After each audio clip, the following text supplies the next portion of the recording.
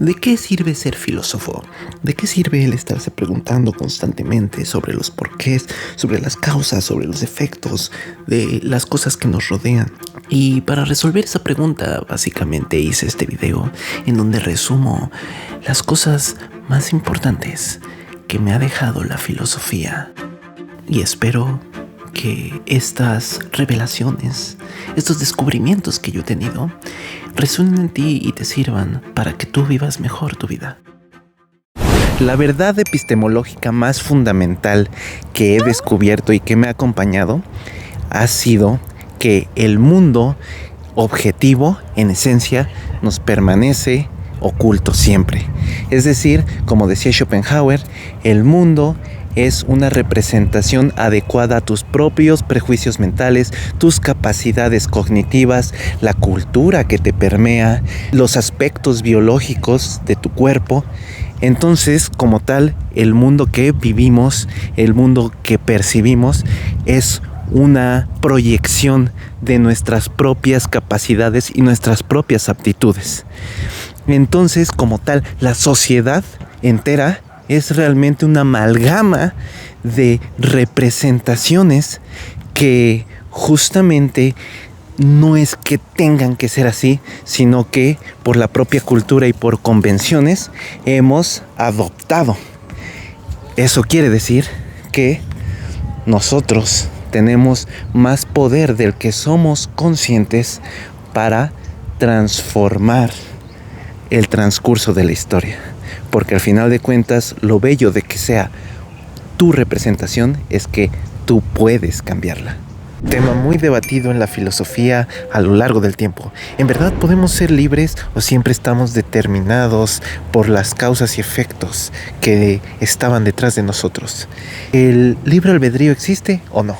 Muchos filósofos piensan que el libre albedrío es parte de lo que nos define como ser humanos.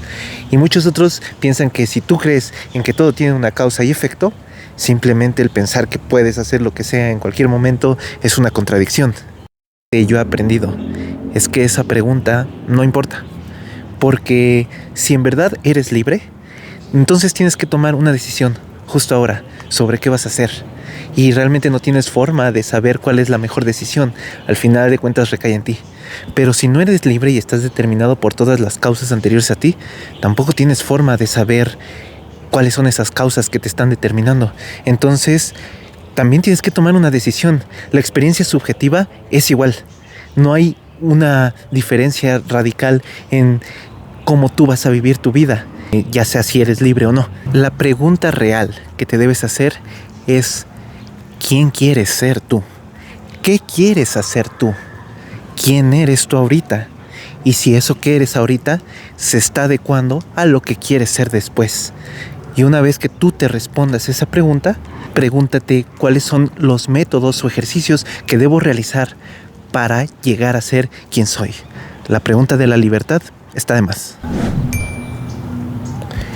En la carrera de filosofía y en general en la historia de la filosofía occidental, siempre se le da un peso muy grande a la razón crítica. Siempre es como tratar de buscar las verdades por medio de la lógica y tratar de buscar en general la verdad, ¿no? Pero si nos ponemos a pensar, lo que yo me he dado cuenta es que una verdad brutal a veces resulta solamente crueldad disfrazada. Una persona muy inteligente, pero que utiliza su inteligencia para hacer cosas crueles, cosas malvadas, realmente no es tan inteligente. Schopenhauer tiene una frase que ilustra esto, y es que dice: una persona que utiliza su inteligencia para causar el mal a otros, para sobreponer su egoísmo ante los demás, no solamente no es tan inteligente, sino que se ha perdido de la verdad más fundamental, que es que todas las personas, todos los seres vivos y todo el universo, al final comparten una misma voluntad. Y alguien, al no ser empático, simplemente deja de vista esta verdad. y es la verdad más rica. Por eso para él, una persona que tiene buen corazón, aunque no sea tan inteligente racionalmente, tendría un conocimiento más profundo de la realidad que una persona que es muy inteligente lógicamente, pero utiliza su inteligencia para la maldad. ¿Por qué digo esto? Y es que la verdad es que en mis años de filósofo me he dado cuenta de que buscar la verdad por la verdad no se hace un propósito tan digno. Siento que un propósito más digno de buscarse e incluso de admirarse es el buscar convivir armoniosamente con la gente que te rodea y con el entorno que tienes a tu alcance. Entre más fui pensando, más evidente se hacía la verdad de que si no tienes nada bueno que decir, mejor no digas nada. Hay verdades que están de más. Pero otra cosa importante que he descubierto es que la filosofía solamente te puede llevar hasta cierto punto. Si en verdad quieres conocer más y experimentar más, tienes que tomar riesgos y crear experiencias, generar aventuras, vivir la vida. Es por eso que me voy a Escocia. A ir a Escocia, primero tuvimos que hacer una escala. Un poco de Bélgica. En Bélgica nos quedamos un día. Descubrí Bruselas. Bruselas se me hizo una ciudad interesante, aunque estaba bastante sucia. La Gran Plaza, llamada así porque es una plaza y es grande, en el centro de Bruselas. La Gran Plaza, he de decir, es bella. Y hablando un poquito más en serio, la Gran Plaza surge en el siglo XI gracias a los esfuerzos de los comerciantes. Era como un bazar y entre ellos la fundaron y la hicieron crecer tanto al punto de que ahorita es un patrimonio de la humanidad en la UNESCO. Ahí solamente son unos arbolitos que adornaron bonito. Y por fin ahí estaba destinándome al aeropuerto de Bélgica, que es muy pequeño por cierto, para llegar a Escocia. El vuelo a Escocia es relativamente corto desde Bélgica, un poco menos de una hora, y tristemente estaba nublado, por lo que en el viaje no pude ver la gran cosa. No obstante, lo que pude ver fue bello.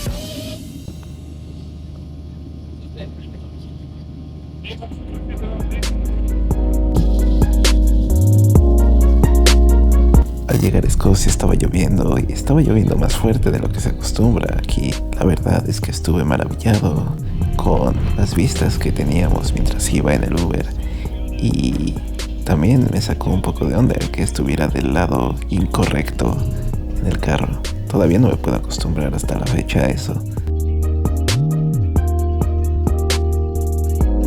Y después de estar buscando dónde tenía que abrir, podemos regresar al siguiente punto. Es que las grandes verdades yo me he dado cuenta que terminan en paradojas. Y eso lo aprendí con Nagarjuna y su filosofía del vacío. Y es que después de mucho filosofar, si en verdad estás dispuesto a dudar de todo, llevar la duda metódica al extremo, te terminas dando cuenta de que incluso mi verdad epistemológica es dependiente de algo más. La filosofía de Nagarjuna y su filosofía del vacío hablan sobre que al final de cuentas todo está vacío exactamente porque si tú quieres afirmar algo sobre cualquier cosa, tienes también que afirmar algo sobre otra cosa. Es decir, es dependiente siempre una verdad de otra, y así de otra, y así de otra, y así ad infinitum. Es decir, no hay nada que sustancialmente se mantenga por sí mismo. Regresemos a mi verdad epistemológica, que pareciera indubitable, pero realmente solo podríamos demostrar que es inamovible si aceptamos que posee un cerebro y que los procesos que pasan ahí adentro entonces le dan estructura a esa verdad. Además, ese cerebro está condicionado por la evolución humana, por la geografía, por la clase de personas que son mis padres, y a su vez la comprensión de todos estos factores está condicionada por mi propio entendimiento y por mi propia razón, completando así el círculo. ¿Cuál es primero? ¿Acaso tiene sentido la pregunta? La verdad es que todas las premisas se sostienen la una a la otra, pero en algún punto tienes que asumir alguna premisa como verdadera para poder siquiera concatenar los pensamientos y expresarlos en lenguaje. Pero el lenguaje y su verdad es dependiente de la cultura, que a su vez es dependiente de las interacciones sociales y la historia. Y en última instancia solo podemos afirmar que algo hace sentido si asumimos muchas otras cosas antes.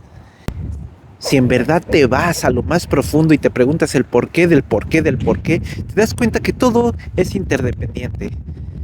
Nagarjuna incluso llegó a decir que la causa y el efecto son interdependientes, es decir, no solo el efecto depende de la causa, sino que la causa también depende del efecto. Sin efecto no puede haber causa, y sin nombres no puede haber realidad, pero sin realidad no puede haber nombres. Sin mí no hay mundo, pero sin mundo no hay un yo que pueda decir que soy yo. No hay un yin sin yang. Pero en última instancia, la verdad más fundamental desde Nagarjuna es que todo entonces se encuentra vacío. Pero no es un vacío como para decir, qué tristeza, sino que ese vacío tiene un potencial infinito de ser cualquier cosa. No es algo desolador, sino es algo emocionante, en donde al darte cuenta de que la realidad es completamente interdependiente y nada realmente subyace detrás de ella, todas las posibilidades se abren ante ti. Y justamente es trabajo del iluminado tratar de saborear la paradójica realidad y entonces decir, si nada es realmente necesario, si nada es realmente real, ¿por qué habríamos que sufrir? Por tanto, el poder desapegarse de creencias y dogmas que imponen cierta visión y cierto deseo ilusorio en la realidad construida colectiva hace que no sufras y justamente que no quieras que nadie más sufra. Y esto nos lleva a un aspecto cuasi milagroso del ser humano y probablemente de más animales, pero luego hablaremos de eso en otro video tal vez. Y es que el humano tiene la capacidad de sentir compasión. Puede sentir amor desinteresado por alguien más. Y esta experiencia es probablemente la experiencia más bella que los humanos pueden experimentar y por la que los humanos somos una especie digna de conservarse. La verdad es que esta cualidad es como algo digno de alabanza y de conservar a lo largo de nuestra historia. Pero, ¿qué es la compasión?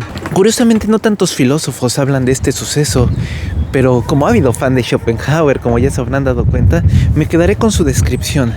Y es que la compasión es la capacidad de sentir en la propia voluntad el sentimiento de sufrimiento ajeno, haciendo que la propia voluntad se agite y no quiera más ese sufrimiento genuinamente en la otra persona, pues lo identifica como una extensión de sí mismo. Así que si alguna vez tú has experimentado esta sensación, siéntete orgulloso, pues has sentido probablemente la sensación más elevada que los humanos podemos sentir.